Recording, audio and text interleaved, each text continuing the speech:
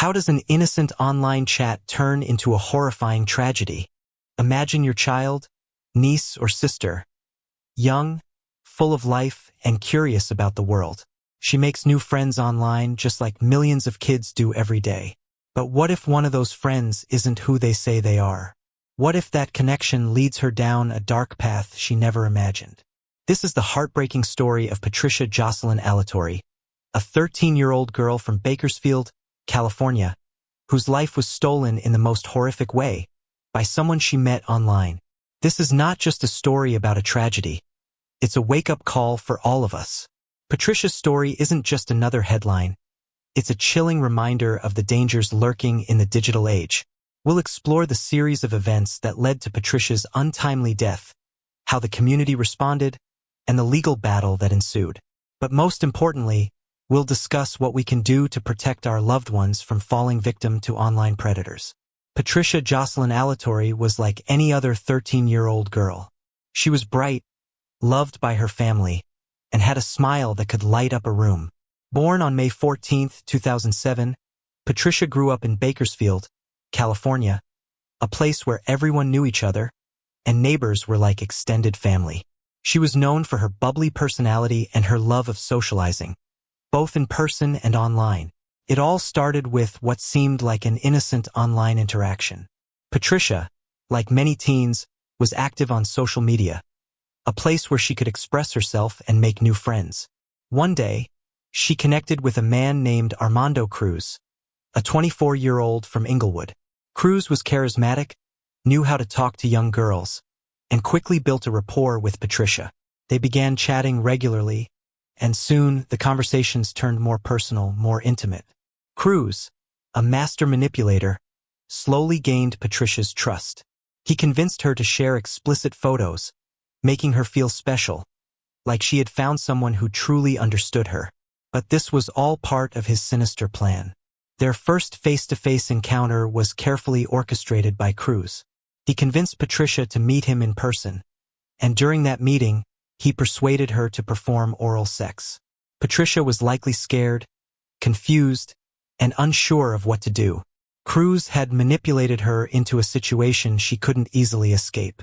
The night of July 1, 2020, started like any other for Patricia's family. But that night, Patricia made a decision that would lead to her tragic end. Around 11 p.m., she left her home to meet Cruz again. This time, she was seen on surveillance footage entering a white pickup truck near Weibel Road and Hosking Avenue. Little did she know, this would be the last time anyone saw her alive. Cruz drove her around the area, but this meeting was different. Patricia realized she was in danger. She screamed, begged to go home, but Cruz had other plans.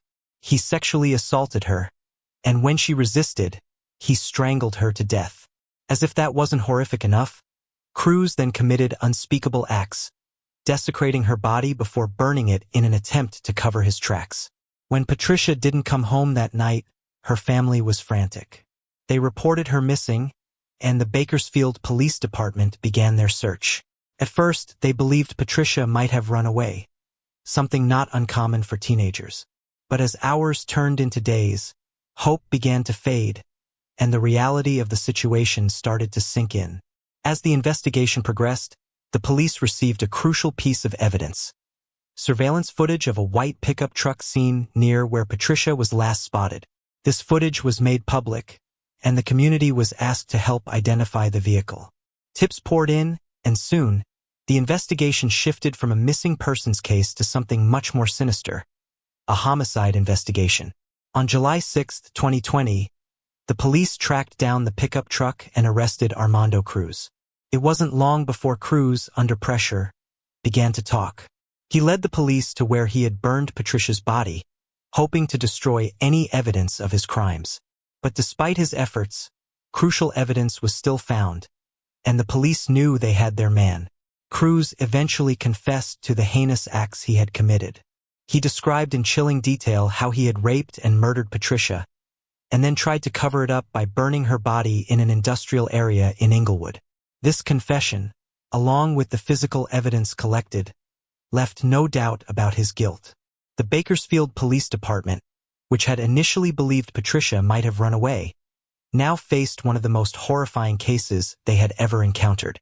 This wasn't just another crime. It was a brutal reminder of the dangers lurking in the shadows of the digital world. Armando Cruz was charged with 12 felony counts, including aggravated sexual assault and murder. The charges reflected the gravity of the crimes he had committed. In his initial court appearances, Cruz pleaded not guilty to all charges. But his demeanor in court was far from remorseful. He refused to cooperate, at times even refusing to leave his cell to attend hearings. After months of delays and legal wrangling, Cruz's case finally moved forward. On October 4, 2022, in a surprising turn of events, Cruz pleaded guilty to all charges. His confession in court was brief, and he showed little emotion as he admitted to the horrific crimes. For Patricia's family, this was the moment they had been waiting for. The moment when Cruz would finally be held accountable. On November 1, 2022, Cruz was sentenced to life in prison without the possibility of parole. The judge's words were clear. Cruz would spend the rest of his days behind bars, with no chance of ever walking free again. For Patricia's family, this sentence was a small comfort in the face of their overwhelming loss. But it was also a reminder that justice, though delayed, had been served. The community of Bakersfield could finally begin to heal. But the scars of Patricia's death would remain. A permanent reminder of the dangers that exist in our world, both online and off.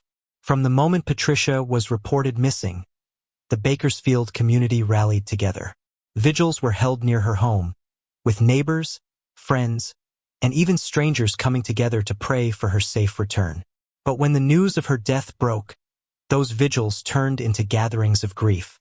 Candles were lit, flowers were laid, and tears were shed as the community mourned the loss of one of their own.